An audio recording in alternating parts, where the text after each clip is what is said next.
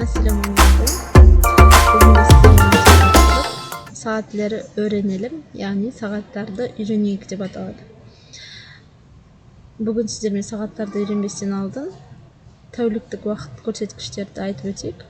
Bir gün 24 saat, 1 saat 60 dakika, 1 dakika ise 60 saniye болады. Yani bir gün 24 saat, 1 saat 60 minut, 1 minut болса 60 секундқа тең. Және де сағаттарды біз айтып үйренбестен бұрын сонымен қатар сағатты неше болғанын сұрауды да білуіміз керек, иә. Яғни сағат қанша сұрағын түрікше сағат кач деп қояды екенбіз. Сонымен қатар мысалға кездесуге барамыз деп айтайық, иә. Кездесу сағат қаншада деп сұрақ қоямыз ғой.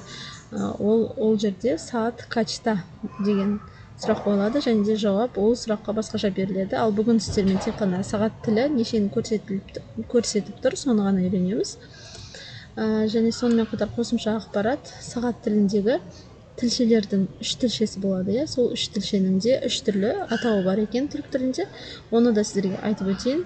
Акреп бұл бізде сағаттың ең кіші тілшесіне берілген атау. Келесі ялкован бұл сағаттың сәл ұзын келген минутты көрсететін тілшесіне берілген атауы. Келесі үшіншісі сания деп аталады. Сания бізде секунд деген сөз, секундтық тілшенің атауы екен, иә. Сонымен қатар сағаттарды айтуға келетін болсақ, сағаттарды айтып үйрену үшін сағаттың оң жақ және сол жақ қанат деп екіге бөлейік.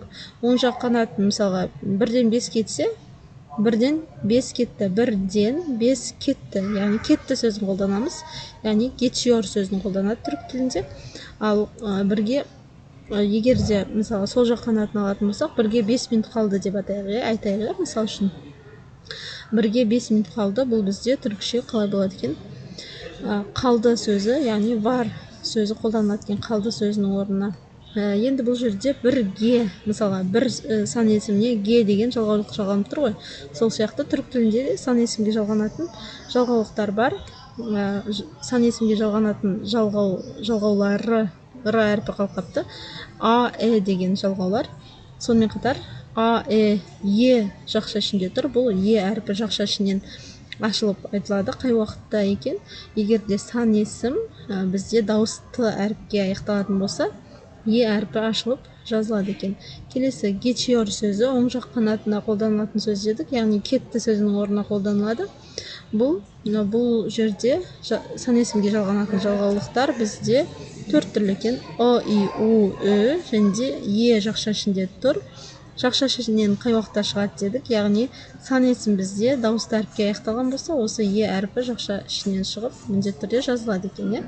Енді мысалдарға келетін болсақ, geçiyor мысалы, иә, мысал үшін 1-ден 5 кетті деп айтып көрейікші.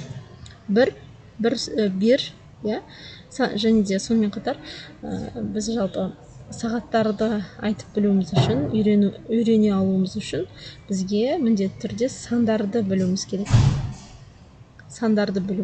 Және де сонымен қатар жалғаулықтар жалпы қалай жалғанады, соны да білуіміз керек. Мысалға geçiyor сөзін қолданатын кезде, яғни сағаттың оң жақ қанатын айтатын болсақ, бұл жерде 4 түрлі жалғаулық бар дедік қой. Бұл жалғаулықтарды қандай ереже бойынша жалғаймыз?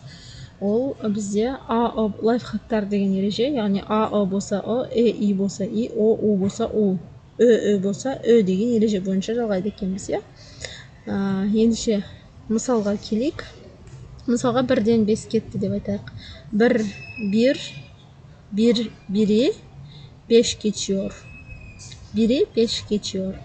1-ден 5 кетті деген жаңа сағаттық уақытта шықты. 1-і 5 geçiyor. Келесі 1-і 10 geçiyor. 1-і И жалғаулығын неге жалғадық бұл жерде? Себебі 1 деген сан есімде И деген жаңағы әріп бар. И болса Иді жалғаймыз деп айттық, иә. 1-і 10 geçiyor. Енді келесі 15 деп айтпайды екен. 15 кетті деп біз қазақ тілінде айтамыз, бірақ түрікшеде çeyrek сөзі қолданылады. 15 кетті деудің орнына çeyrek geçiyor деп айтамыз, яғни қалай болады екен? 1-і çeyrek geçiyor. яғни 1-ден 15 кетті деген. Келесі, бері 20 geçiyor, яғни 1-ден 20 кетті. Әрі қарай бері 25 geçiyor. Біз сіздермен жарты сағат уақытты айтып үйрендік. Жарты сағат бучук болады. Келесі, var, яғни қалды деп айтып үйренейік. Бұл жерде жалғаулықтар қалай жалғанады десек, деген сұраққа келетін болсақ, яғни біздің сан есіміздің жуан немесе жіңішке болуына қарай жалғанады екен жалғаулықтар. Егер де сан есімдегі соңғы буындағы әріптер жуан болса, жалғаулы жалғанады, жіңішке болса, жалғаулы жалғанады. Біз сол бір сағатын алайық, 1-ге 5 минут қалды деп айтайық. 1'e 5 var. 1'e 5 var. 1'e 5 var. Яғни 1-ге 5 минут қалды. Қандай өзгеріс көріп тұрсыздар? Қазақ тілінде айтқанда 1-ге 5 минут бар. Яғни біз қазақ тілінде минут сөзін міндетті түрде қолданады екенбіз, бірақ түрік тілінде минут сөзін қолдана бермейді, қолданбайды. Жай ғана осылай минут сөзін қолданбай айтқанымыз дұрыс болады. Келесі, 1'e 10 var. Яғни 1-ге 10 бар, 10 минут бар. Біз 10 бар десек, не 10 бар, 10 не бар деп түсінбей қаламыз ғой. Ал түріктерде олай айтыла береді екен сағатты айтқан кезде. Келесі, 1'e çeyrek var. 15-ті біз жаңа айтып өттік, çeyrek деп. 1'e çeyrek var. Келесі, 1'e 20 var. Және де 1'e 25 var. Жалпы бұл жерде 2 деген сағатты айтып өтсек те болады, мысалы ретінде. Ал қалған сағаттарды, 12-ге дейінгі барлық сағаттарды, мысалға 12-ге 5 минут бар, 12-ден 5 минут кетті деген уақыттарды өздеріңіз тапсырма ретінде жазып, міндетті түрде жіберіңіздер. Сіздердің тапсырмаларыңызды тексеріп, сізге кері байланыс жасайтын боламыз.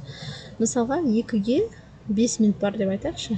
2'ye 5 var. 2'ye, бұл жерде 2 өзі дауысты әріппен аяқталып тұрғандықтан, мына жерде жақша ішіндегі деген әріпте ашылып, және де 2 әріпі жіңішке болғандықтан деген жалғаулы жалғанады да, болып жалғанады екен ол. 2'ye 5 var. 2'ye 10 var. 2'ye çeyrek var. 2'ye 20 var.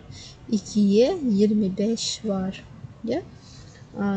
5 кетті деп айтатын болсақ, мысалы 2-ден 2'ye 5 geçiyor. 2'ye 10 geçiyor. 2'ye çeyrek geçiyor. 2'ye 20 geçiyor. 2'ye 25 geçiyor деп айтады екенбіз.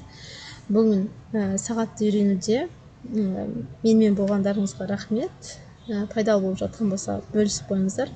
Келесі дәрістерде көріскенше сау саламат болыңыздар. Hoşça kalın. Kendinize iyi bakın.